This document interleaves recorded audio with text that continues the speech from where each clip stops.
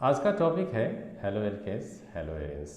तो बात है कि हेलो एरेन्स क्या होता है और हेलो एल्केन्स क्या होता है। तो देखो, halogen derivatives of alkane halo alkanes होते हैं, halogen derivatives of arenes halo arenes होते हैं। सिंपल कि अल्केन से एक हाइड्रोजन हटा दिया जाए, दो हाइड्रोजन हटा दिया जाए, तीन हाइड्रोजन हटा दिया जाए या ज़्यादा हटा कर उसके जगह पे यदि हेलोजन लगा दिया जाए तो हेलो एल्केन्स बन जाता है।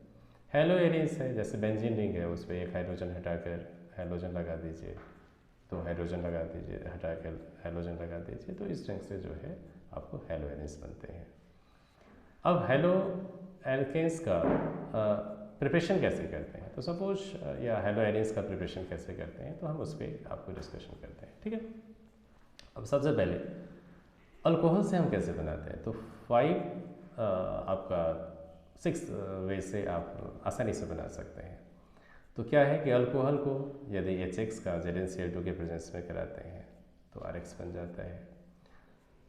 अल्कोहल का NaBr(H2SO4) के साथ कराते हैं तो RBl बन जाएगा। RX का अल्काइल हाइलाइट का यदि PX3 के साथ करेंगे, जैसे X के जगह Cl रख सकते हैं, तो उससे भी RX बन जाएगा। यदि ROH का अल्कोहल का PCl5 के साथ करेंगे तो RCl बन जाएगा।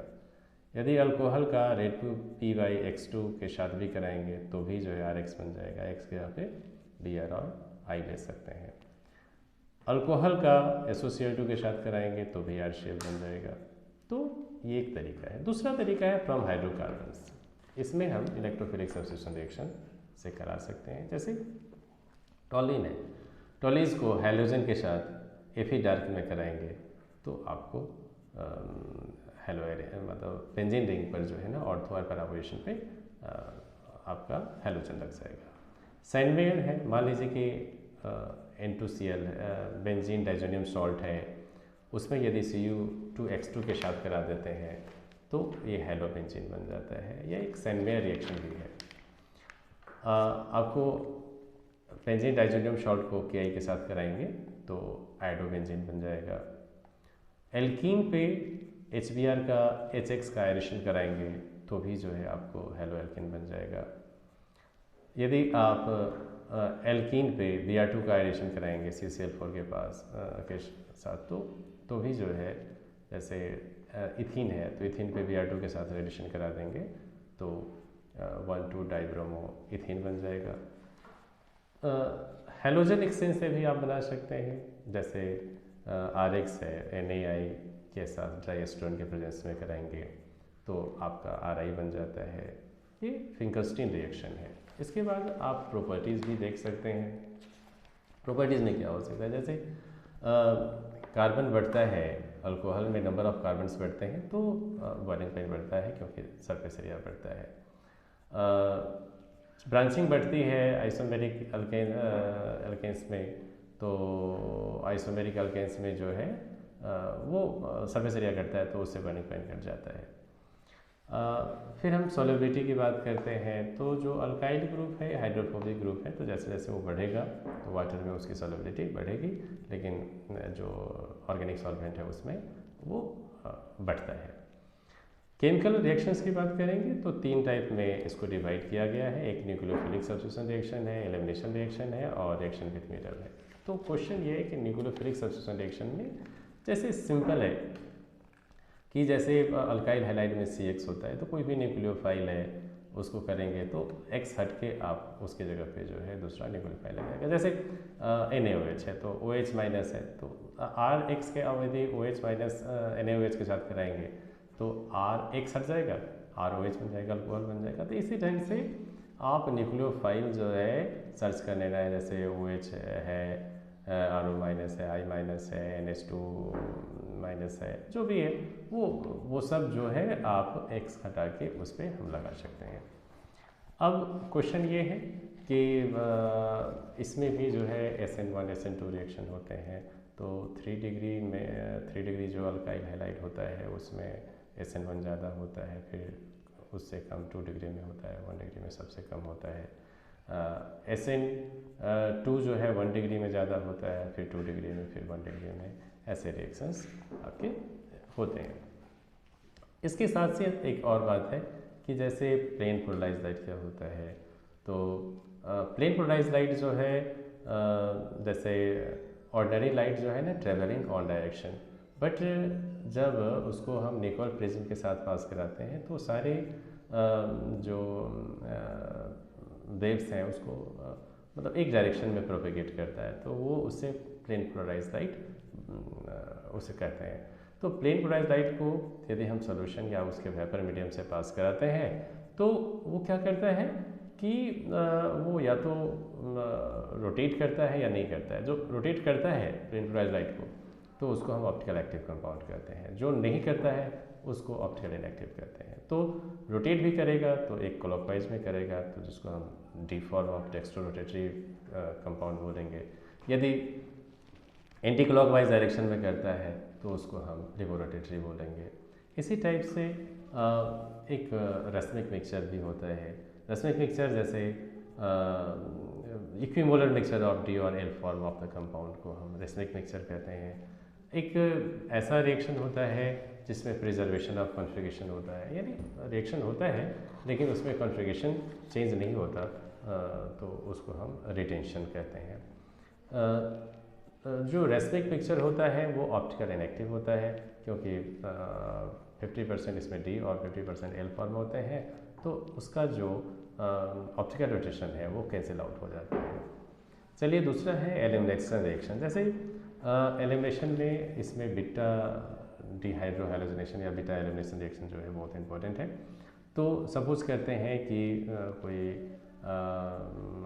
अल्काइल हैलाइड है तो उसको यदि हम अल्कोहलिक OH के साथ यदि रिएक्शन कराते हैं तो उसमें जो है सेट्सोफेरोल के हिसाब से अल्केस बन जाता है। रिएक्शन भी मेटल्स भी कर सकते हैं, जैसे अल्काइल हाइलाइड का दिया के साथ करा दें Mg के प्रेजेंस में तो कितना रिएजेंट बना देता है। अच्छा, वर्ड्स रिएक्शन भी होता है। मान लीजिए कि RX है, 2 RX को 2Na के साथ ड्राई ईथर के प्रेजेंस में कराएंगे तो R यानी जितना अल्काइल हैलाइड में कार्बन है उससे डबल कार्बन बन जाता है, तो ये वर्ड्स रिएक्शन है। यानी जैसे हम मिथाइल क्लोराइड है तो 2Na और ड्राई ईथर के साथ कराएंगे तो इथेन बन जाएगा। इसी टाइप से न्यूक्लियोफिलिक सब्स्टिट्यूशन रिएक्शंस भी होते हैं। जैसे वैसे तो कम होता है रिएक्टिव, लेकिन फिर भी जैसे हम बात करें कि हेलोएरिन्स है क्लोरोबेंजीन है तो उसको हम NaOH के साथ मतलब डेस्टिक कंडीशन में ये अल्कोहल में कन्वर्ट हो जाता है। मान लीजिए NaOH का 623 केल्विन 100 डिग्री एटीएम पे H+ के साथ मिला के ये फेनॉल बना देता है।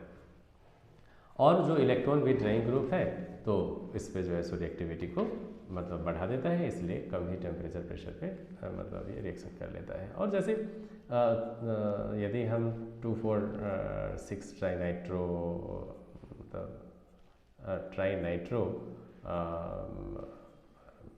मतलब जो है सो हैलोजन मतलब उसमें लगा हुआ है बेंजीन रिंग पर Cl, तो उस कंडीशन में जो है हॉट वाटर के साथ भी ये रिएक्शन कर लेता है। अच्छा, नॉर्मल जो इलेक्ट्रोफिलिक सब्स्टिट्यूशन रिएक्शन की बात कर रहे थे तो हैलोजिनेशन कराएंगे। जैसे हेलो एरिनसी है क्लोरोबेंजीन है उसमें हम Cl2 का करा दें एनहाइड्रस AlCl3 के साथ एनहाइड्रस FeCl3 के साथ, तो मतलब ऑर्थोपैरा डायरेक्टिंग होता है। तो ये जो है आपका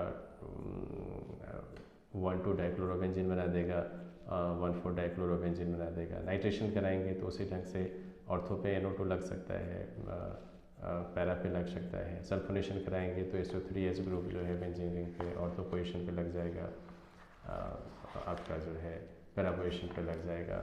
FC अल्काइलेशन भी कराएंगे तो जो अल्काइल ग्रुप है ऑर्थो पोजीशन पे लग जाएगा और पैरा पोजीशन पे लग जाएगा।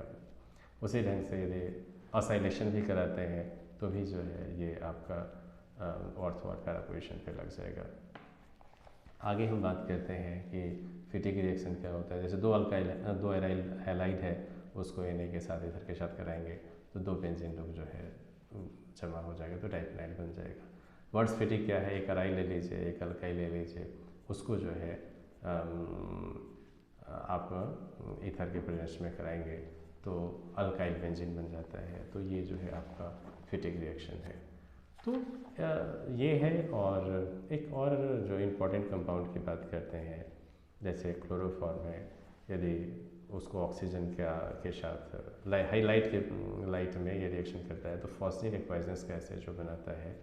तो ये भी एक इम्पॉर्टेंट रिएक्शन है। एक इम्पॉर्टेंट कंपाउंड में डीडीटी भी आता है, जो आप लोग जानते हैं कि इंसेक्टिसाइड्स वगैरह में हम यूज करते हैं, पेस्टिसाइड्स वगैरह में यूज करते हैं। तो डीडीटी जो है क्या होता है, पीपी डैश डाइक्लोरो डाइफेनाइल ट्राइक्लोरोइथेन होता है।